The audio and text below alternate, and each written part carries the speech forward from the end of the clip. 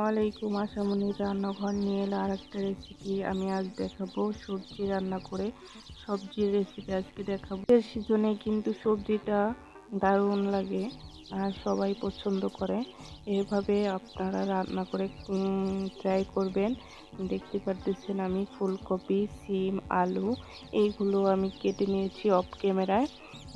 আমি এগুলো দেখালাম না, সবাই তো কাটতে পারে, এই কারণে আর দেখালাম না। ছোট ছোট করে কেটে নিয়েছি, সুন্দর করে কেটে নিয়েছি, তারপরে ধুয়েও নিয়েছি। এখন নিব কাঁচামরিচ, পেঁয়াজ, রসুন কুচি নিয়ে নিব। একটা কড়াই নিয়ে নিব, এখানে তেল দিয়ে দিয়েছি, পেঁয়াজগুলো দিয়ে দিব, তারপরে রসুনগুলো দিয়ে দিব।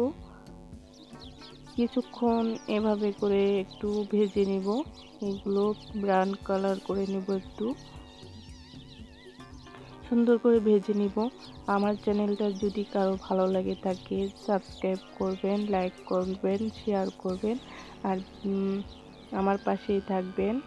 এভাবে করে আমি কিছুক্ষণ ভেজে নিব, দেখতেই পারতেছেন। আর এই সবজিটা দারুণ হয়েছিল, খেতেও অনেক মজা। আপনারা প্লিজ ট্রাই করবেন।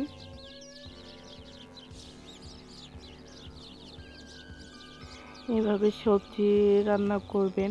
এখানে আমি ভেজে নিয়েছি। এখন কাঁচামরিচগুলো দিয়ে দিব। এই কাঁচামরিচগুলো কিছুক্ষণ ভেজে নিব, সুন্দর করে ভেজে নিব কিছুক্ষণ এগুলো, কারণ কাঁচামরিচের একটা স্মেল আসবে, এই কারণে একটু ভেজে নিলে স্মেলটা আর আসবে না। এই কারণে আমি একটু একটু করে ভেজে নিয়েছি। সবাই সবার পছন্দ মতো রান্না করবেন, সব আন্দাজ করে দিবেন। এখন সবজিগুলো দিয়ে দিব। এখানে সবজিগুলো ভালো করে একটু নেড়ে চেড়ে নিব,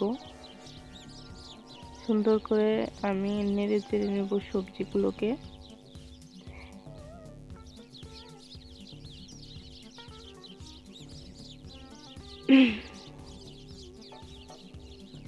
সবজিগুলোকে আমি সুন্দর করে নেড়ে চেড়ে নিলাম, দেখতে পারতেছেন।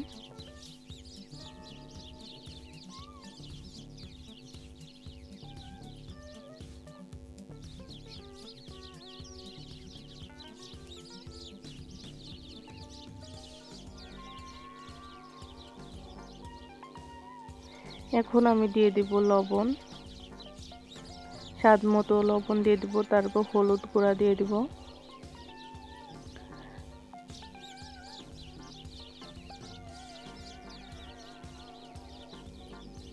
এখন দিয়ে দেব একটু ধনিয়ার গুঁড়ো, দিয়ে ভালো করে মিশিয়ে নিব। এগুলোকে সুন্দর করে মিশিয়ে নিব।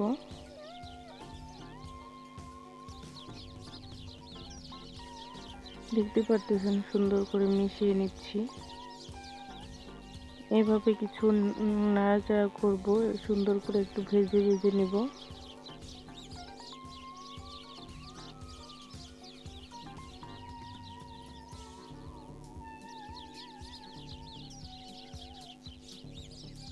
এটা রুটি বা অন্য কিছু দিয়েও খেতে পারবেন, এবং কি পুট হিসাবেও ব্যবহার করতে পারবেন।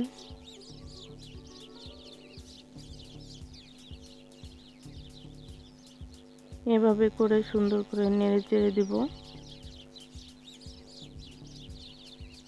দেখতে পারতেছেন সবজিগুলো কি সুন্দর দেখাচ্ছে।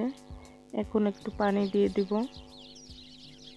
পানি দিয়ে কিছুক্ষণ একটু নাড়াচাড়া করব।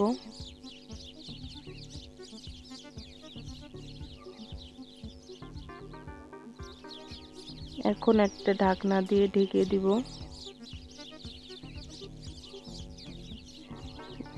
10 মিনিট পরে আমি উঠিয়ে নিলাম। দেখেন আমার সবজিটা একটু সিদ্ধ হয়ে গেছে একটু করে। এখন আস্তে আস্তে একটু একটু নেড়ে নিব।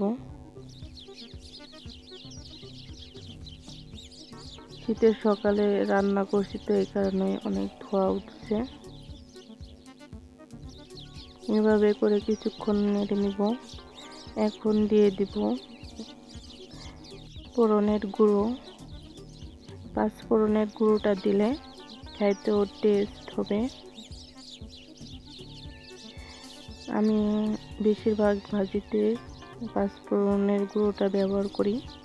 দেখতেই পারতেছেন এখন আমার সবজিটা হয়ে গেছে, সুন্দর করে হয়ে গেল আমার সবজিটা। আমার সাথে থাকার জন্য সবাইকে ধন্যবাদ। আল্লাহ হাফেজ।